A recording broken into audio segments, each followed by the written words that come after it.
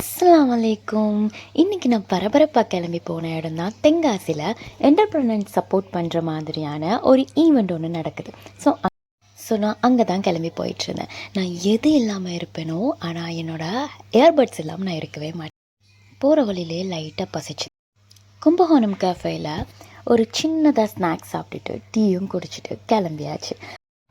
போனதுமே அக்கா ஒரு சாண்ட்விச் பண்ணி கொடுத்தா. அதையும் சாப்பிட்டுட்டு நான் என்னோடய வேலையை பார்க்க ஸ்டார்ட் பண்ணிட்டேன்.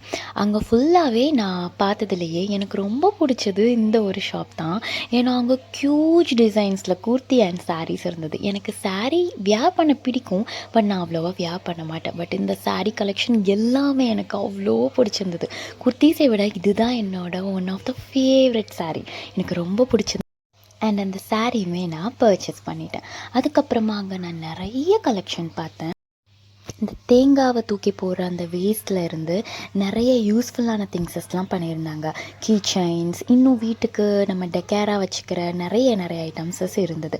இந்த ஃப்ளவர் பாட் தான் என்னோடய ஃபேவரெட். எனக்கு ரொம்ப பிடிச்சிருந்தது. அதையும் நான் பர்ச்சேஸ் பண்ணிட்டேன். இது ஜென்ட்ஸ் வியர் பண்ணுற மாதிரி கோட் ஷூட் அண்ட் வெட்டிங்க்கு போகிற சூட் எல்லாமே இருந்தது. ஸ்கூல் யூனிஃபார்ம்ஸுமே இருந்தது.